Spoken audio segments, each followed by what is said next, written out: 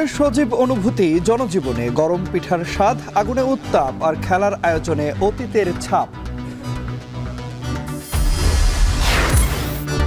নতুন বাংলাদেশ গড়তে ঐক্যের আহ্বান ফখরুলের। সংখ্যানুপাতে নির্বাচন চান জামায়াতের আমির। আনুপাতিক হারে নির্বাচন চাচ্ছে। 1% ভোটও না পায়, 1%-এর 3 ভাগের 1 ভাগ পায়, তাহলে সেই দলের সবচেয়ে যোগ্য একজন ব্যক্তি সংসদে যেতে পারবে। আমরা রাজনৈতিক দলগুলো পরস্পরের সঙ্গে বিরোধী লিপ্ত হয়েছি। গণতন্ত্রকে চর্চা করে আমরা যদি সবাই এগিয়ে যেতে পারি, তাহলে কিন্তু আমরা গণতন্ত্রকে লাভ করতে পারবো। সবজিতে স্বস্তি ফিরলেও অস্থির চালের বাজার, বেশি বেড়েছে আতপ চালের দাম, মিল মালিকদের দিকে অভিযোগের তীর।